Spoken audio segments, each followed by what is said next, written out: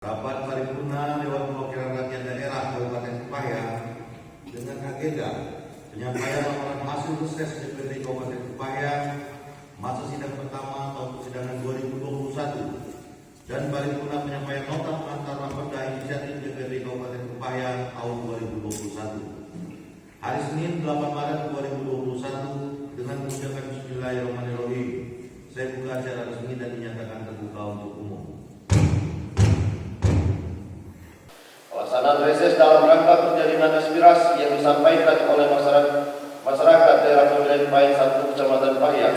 Masa sidang pertama tahun 2021 telah dilaksanakan pada tanggal 16 Februari 2021 dengan hasil sebagai berikut. 1. Aspirasi di bidang pemerintahan.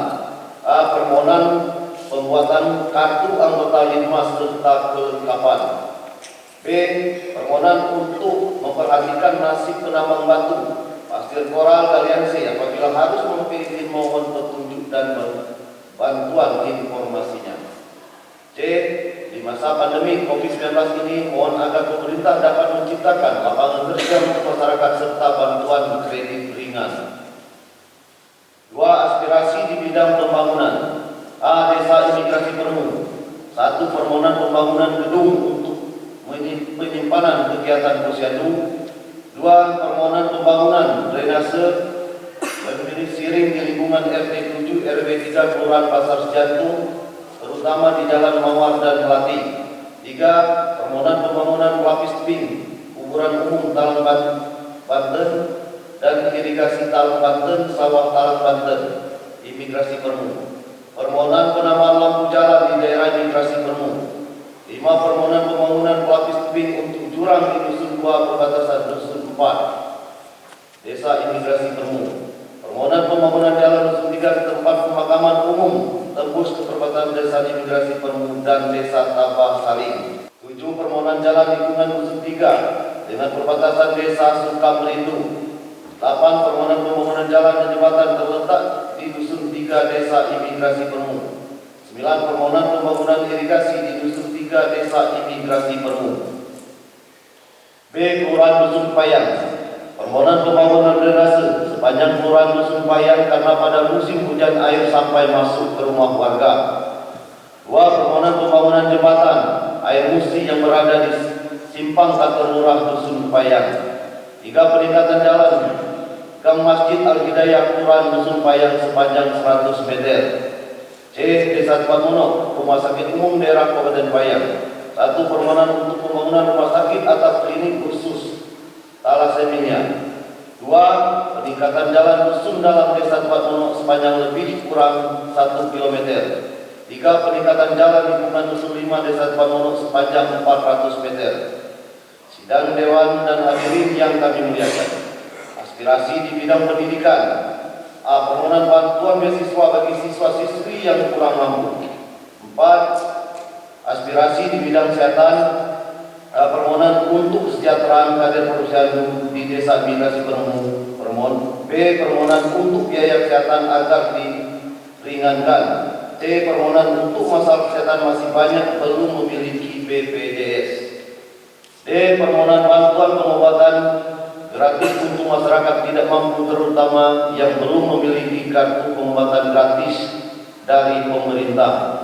E. Permohonan kepada pemerintah Kabupaten Kepahyang terutama pada Badan Layanan Umum Daerah BUD, Rumah Sakit Umum Daerah Kabupaten Kepahyang untuk lebih memperhatikan pada peningkatan layanan kesehatan, sarana dan prasarana kesehatan, terutama untuk pada kasus pelayanan pasien talasemia penyakit kelainan daerah turunan yang membutuhkan transfusi darah hampir setiap 2 minggu atau sebulan sekali. F. Permohonan untuk dilakukan sosialisasi tentang penyakit talasemia untuk masyarakat Kabupaten Kepahyang terutama kepada keluarga besar pasien talasemia. G. Permohonan kepada lembaga atau badan penyuplai darah terutama kepada Palang Merah Indonesia PMI Kabupaten Kepahyang untuk lebih proaktif dan proeksis dalam rangka penyuplaian darah karena merekalah tempat kami berharap bertanya, bersandar dan meminta bantuan demi kelangsungan kebaikan pasien talasemia. H. Mohon support atau dukungan pemerintah kepada lembaga atau pemerhati thalassemia. Satu, permohonan dari pemerintah Kabupaten Payang untuk dapat memberikan bantuan biaya, motivasi dan dukungan terutama untuk pasien thalassemia berikut keluarganya. D. Permohonan kepada pemerintah Kabupaten Payang untuk dapat mengadakan bank darah di setiap desa agar persediaan darah di Kabupaten Payang dapat terjamin tersedia untuk menolong semua masyarakat yang membutuhkan, khususnya Kabupaten Payang. K. Permohonan kepada pemerintah Kabupaten Payang untuk dapat melakukan roadshow donor darah ke setiap OPD Kabupaten Payang. E. Memiliki penyakit thalassemia adalah penyakit yang harus dihadapi seumur hidup dan tidak bisa sembuh. Tentu ini menjadi permasalahan pelik bagi penderita, termasuk juga harus memiliki dana yang tak terbatas. Karena biaya pengobatannya akan sangat besar, maka keluarga pasien thalassemia sangat berharap kepada pemerintah Kabupaten Payang untuk menganggarkan bantuan dana pengobatan. 5. Aspirasi di bidang pertanian, perkebunan, peternakan, dan perikanan. A. Permohonan bantuan bibit petai, sawo, alpukat, kakao, cengkeh, pala, durian, kopi unggul, dan kopi sambung, stek. B. Permohonan bantuan pupuk dan racun pertanian. C. Permohonan bantuan alat mesin perkebunan. D. Permohonan bantuan ternak kambing. E. Permohonan bantuan pertanian. F. Permohonan bimbingan dan pelatihan budidaya perkebunan kopi dan lada. G. Permohonan bantuan modal usaha pertanian dan perkebunan. H. Permohonan bantuan bibit ikan.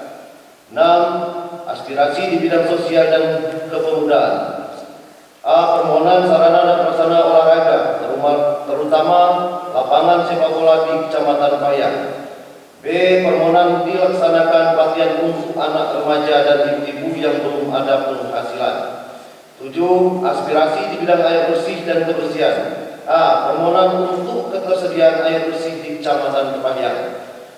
B. Permohonan untuk kebersihan sampah yang ada di daerah lingkungan masyarakat Kecamatan Payang.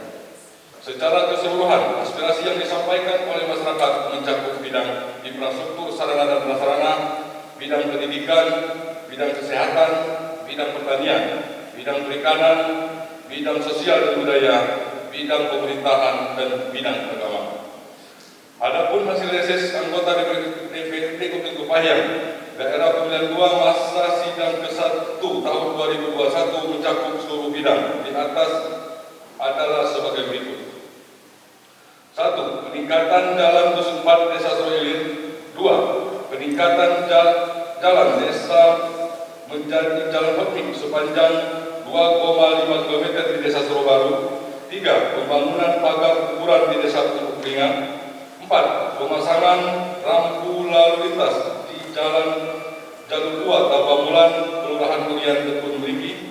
4. Pembangunan jalan hotmik gang Perumahan Polisi Jalur 2, Kelurahan Durian, Tepun Meriki.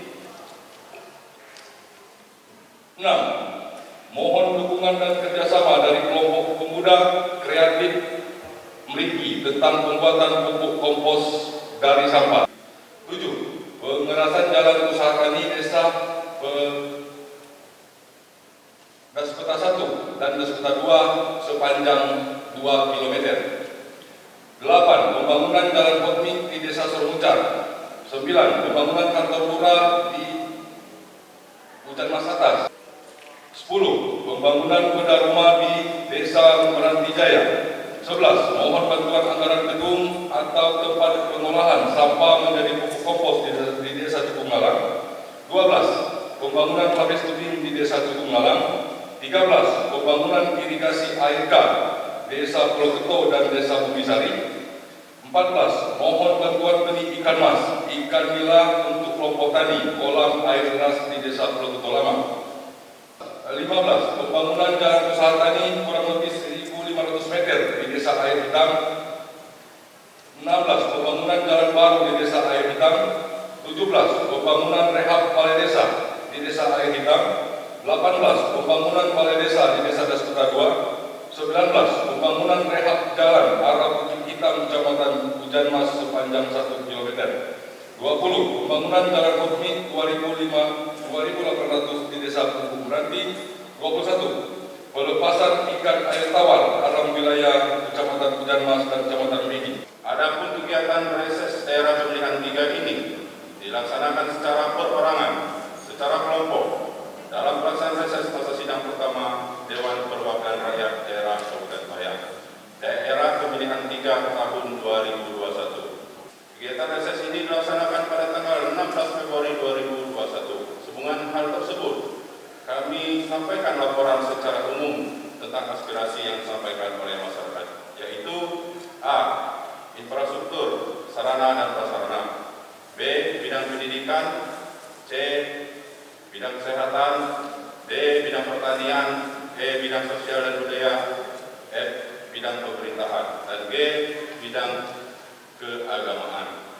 Ini mungkin kalau kita sebut satu persatu mungkin dengan waktu panjang, tapi aspirasi masyarakat kami tuangkan di pokok-pokok pikiran Dewan dan kami input melalui sistem SPD. Jadi nanti silakan Bupati dan Wakil Bupati melihat langsung keluhan dari masyarakat. Karena saya mohon nanti Bupati yang sudah dilantik untuk dapat lebih sering turun ke lapangan, melihat langsung keluhan dari masyarakat, agar sesuai dengan hajat atau visi misi dari Bupati memajukan upaya maju mandiri dan sejahtera dapat tercapai, terukur dan tepat sasaran. Dan kami anggota DPRD Kabupaten Kepahang daerah pemilihan Kepahang 4 memutuskan untuk melaksanakan pertemuan di Desa Sungai Jenih, Kecamatan Subangmusi, dan Desa Tabair Pauh di Kecamatan Tebakarai dengan mengundang seluruh perangkat desa yang dikunjungi tanpa mengundang masyarakatnya. Hal ini kami lakukan dalam rangka menghormati maklumat Kapolri nomor Max-2/3/2020 tentang kepatuhan terhadap kebijakan pemerintah dalam penanganan penyebaran virus corona. Hadirin undangan yang berbahagia, setelah menginventarisir aspirasi masyarakat yang disampaikan dalam reses dimaksud, ada beberapa catatan yang perlu penting kami sampaikan, yaitu sebagai berikut. Yang pertama, bidang infrastruktur. Yang kedua, bidang pertanian dan perikanan. Yang ketiga, bidang sosial dan desa. 1. Urgensi pembentukan rancangan peraturan daerah Kabupaten Pahang tentang kepemudaan. A. Bahwa pemuda adalah generasi penerus bangsa yang memiliki peranan sebagai penentu dalam tercapainya tujuan bernegara. B. Bahwa di dalam Undang-Undang Nomor 23 Tahun 2014 tentang pemerintah daerah diatur bahwa pemerintah kabupaten kota memiliki kewenangan untuk melakukan penyadaran, pemberdayaan dan pengembangan pemuda dan kepemudaan terhadap pemuda pelopor kabupaten kota, wirausaha muda pemula dan pemuda kader kabupaten kota serta pemberdayaan dan pengembangan organisasi kepemudaan tingkat daerah kabupaten kota. C. Bahwa amanat untuk melakukan pembinaan terhadap pemuda di Kabupaten Pahang diatur dalam pasal 12 ayat 2 Undang-Undang Nomor 40 Tahun 2009 tentang kepemudaan, di mana diatur bahwa pemerintah daerah mempunyai wewenang menetapkan dan melaksanakan kebijakan dalam rangka menyelenggarakan pelayanan kepemudaan di daerah. D. Bahwa kegiatan pelayanan kepemudaan berdasarkan RSA Kemenpora tahun 2016-2018 meliputi penyadaran pemuda, pemberdayaan pemuda dan pengembangan pemuda. E. Bahwa sejalan dengan hal tersebut, pemerintah Kabupaten Pahang dalam rencana pembangunan jangka menengah tahun 2016-2021 memiliki misi untuk mengembangkan sumber daya manusia Kabupaten Pahang yang sehat, cerdas, terampil dan produktif yang dilandasi nilai-nilai keimanan dan ketakwaan. F. Bahwa saat dilakukan penelitian lapangan ditemukan bahwa pengelolaan kepemudaan dilakukan dalam beberapa program, yakni program Paskibraka, program Jambore Kepemudaan Kabupaten dan program upacara Sumpah Pemuda.